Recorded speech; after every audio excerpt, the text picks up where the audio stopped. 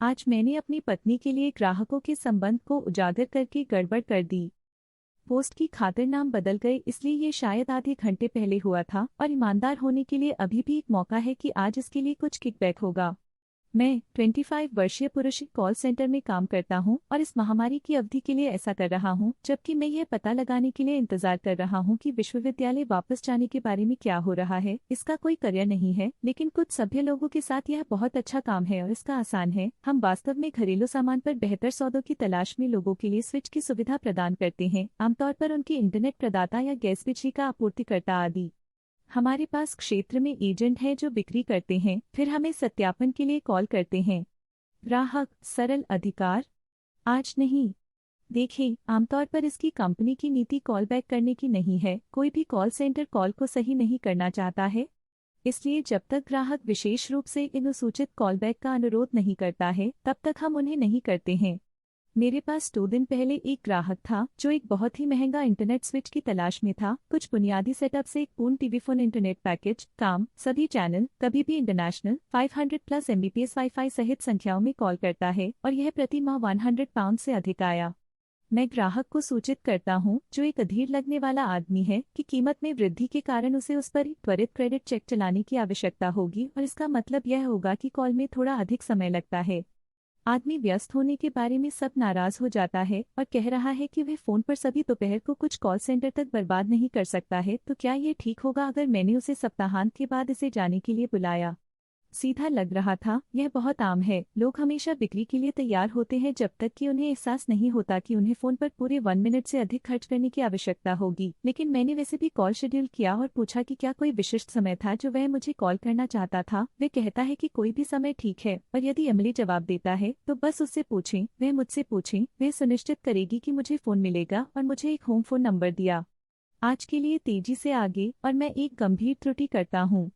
देखिए, मेरे पास ग्राहक से पहले से ही भरा हुआ था, जो यह पता चला है कि वह वही नंबर नहीं था जो उसने मुझे आज की कॉलबैक के लिए दिया था। मैंने उस नंबर को बुलाया जो मैंने सोचा था कि वह सही है, और एक महिला जवाब देती है। मैं बिना सोचे समझे कहता हूँ, ओह हाय, मैं स्टीव को उसके ब्रॉडबैंड स्विच की पुष्टि करने के लिए बुला रहा हूँ। हमने दूसरे दिन बात की। आपको एमिली होना चाहिए। क्यों असहज विराम। वह कहती है, यह स्टीव की पत्नी अमांडा है। आपका क्या मतलब है कि मुझे एमिली होना चाहिए? मैंने माफी मांगी और कहा मुझे बहुत खेद है। जब मैंने दूसरे दिन उससे बात की तो उसने कहा कि अगर एक एमिली ने सिर्फ स्टीव के लिए पूछने के लिए जवाब दिया और वह बस जाती है। मुझे यह पता था, मैं वास्तव में यह जानता था, और फोन को नीचे पटक दिया। पोस्ट इट नोट के खिलाफ आवेदन की जांच करने के बाद मैंने दूसरे दिन कुछ जानकारी दी। मुझे एहसास हुआ कि स्टीव ने मुझे वह नंबर दिया होगा जहां वह आज होने जा रहा था, और मैंने इसके बजाय उसकी अनसुनी पत्नी को बुलाया था घर। मेरे कार्यस्थल पर अभी तक किसी ने नहीं बुलाया है, लेकिन अगर वे करते हैं तो मुझे नहीं लगता कि वे खुश होंगे। बहुत लंबा नहीं पढ़ा। ग्राहक ने मुझे कॉल बैक के लिए एक अलग नंबर दिया और मैंने गलती से उनकी पत्नी को फोन किया और उनकी बेवफाई का खुलासा किया। अद्यतन। खैर, गुस्से में स्टीव ने सिर्फ मेरे कार्यस्थल को बुलाया और कुछ भी हासिल नहीं किया है, लेकिन खुद को पहले से ही एक बड़ी डिपशिट की तरह दिखता है। रिकॉर्ड के लिए भी, स्टीव हमेशा एक डिक था जो एक छेद में मर सकता है, और वह सभी के लिए हकदार है। आज का कारण मैंने गड़बड़ कर दी क्योंकि मैं अपनी नौकरी के बारे में चिंतित था।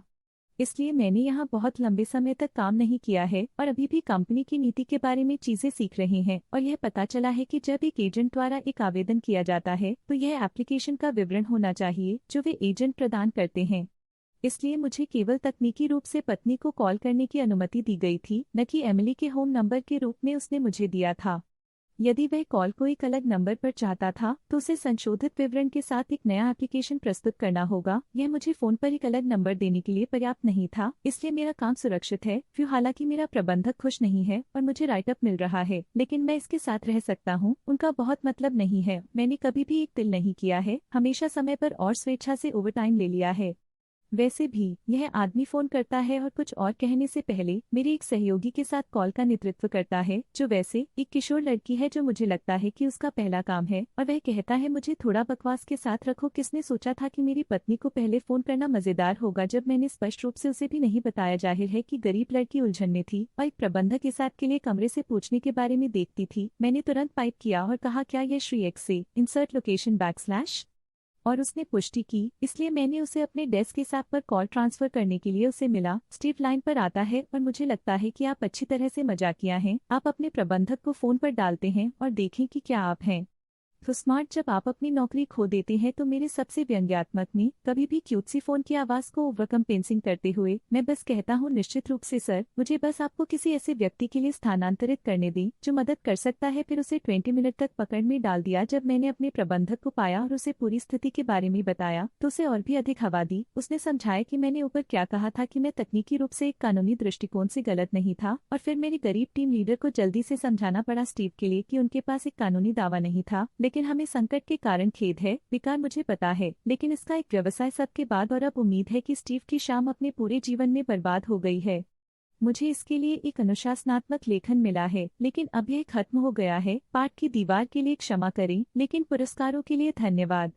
अद्यतन 2 अनुशासनात्मक के बारे में सोचने वालों के लिए यह एक औपचारिकता थी और सबसे कम संभव स्तर का लेखन था जो मेरी कंपनी दे सकती है। यह कार्यालय में विघटन के कारण एक औपचारिकता के रूप में दिया गया था। लड़की स्टीव ने कहा था और यह बन गया था और यह बन गया था एक बुरी बात। उन्होंने तर्क दिया कि मैंने अभी भी एक गलती की है, लेकिन आखिरकार मैं इस पर कोई परेशानी नहीं कर रहा हूँ। उन्होंने यह भी लिखने का हवाला दिया कि उसे इतने लंबे समय तक पकड़ने के लिए छोड़ दिया, उसे हवा देने के लिए। चुकी चुकी चुकी जो जो जो जो जो चुकी चुकी उस हिड़ दिया था। हाँ, लेकिन स्टीव इसके हकदार थे, इसलिए ये ऐसा ही हो। अपडेट 3 कहानी की निरंतरता नहीं, लेकिन पुरस्कारों की पागल राशि के लिए बहुत बहुत धन्यवाद। मुझे यह भी नहीं पता था कि एक अर्जेंटीना पुरस्कार एक बात थी। मुझे खुशी है और कर्म में विश्वास है क्योंकि इसमें मेरे सहयोगी हैं और मैं आज पूरे कार्यालय का बात करने के लिए सरपिल है और एक घोटाले का एक सा है। मेरे राइटअप पर आपका समर्थन छू रहा है, लेकिन मैं इसे चुनौती नहीं दूंगा। उम्मीद है कि लंबे समय से पहले मैं बेहतर चीजों पर रहूंगा। यह सिर्फ एक मजेदार मेमोरी होगी। यह भी किसी तरह अपने स्वयं के सबरेडिट का जन्म हुआ है। आज के निर्माता के लिए मैं गड़बड़ करता हूँ। एक विशेष धन्यवाद। बहुत प्यार के लिए फिर से धन्यवाद। आप रेडिट गुच्छा सबसे अच्छे हैं।